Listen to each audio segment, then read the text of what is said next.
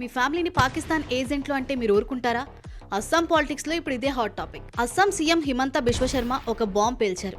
Congress MP Gaurav Gogoi భార్యకు పాకిస్తాన్ వాళ్లతో సంబంధాలున్నాయని, ఆమె దేశ రహస్యాలను బయటపెట్టారని ఆరోపించారు. దీనిపై స్టేట్ గవర్నమెంట్ సిట్ ఎంక్వైరీ కూడా వేసింది. గొగోయ్ భార్య ఎలిజబెత్ గతంలో ఒక పాకిస్తాన్ థింక్ ట్యాంక్ కోసం పనిచేశారని, అందుకే ఈ కేసును సెంట్రల్ హోమ్ మినిస్ట్రీకి అప్పగిస్తున్నామని చెప్పారు. ఇదంతా కూడా ఒక సీక్రెట్ సినిమా స్క్రిప్ట్ అని, తన భార్యను పిల్లల్ని రాజకీయంలోనికి లాగటం అత్యంత నీచమని గొగోయ్ కౌంటర్ కూడా ఇచ్చారు. ప్రియాంక గాంధీ గొగోయ్ కి సపోర్ట్ చేస్తూ బీజేపీ భయపడుతోంది కాబట్టే ఇలాంటి ఫేక్ ఎలిగేషన్స్ చేస్తోందని స్టేట్మెంట్ ఇచ్చారు.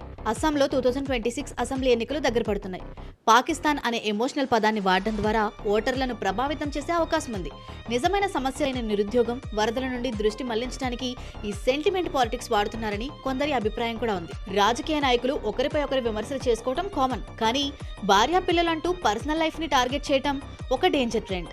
రేపు మన దగ్గర కూడా ఎన్నికల ముందు ఇలాంటి డైవర్షన్ పాలిటిక్స్ జరగొచ్చు. నిజమైన డెవలప్మెంట్ కంటే ఇలాంటి ఎమోషనల్ టాపిక్స్ పైనే జనం మొగ్గు చూపే ప్రమాదం ఉంది. అసలు రాజకీయాల్లోకి ఫ్యామిలీని లాగడం అనేది కరెక్టేనా?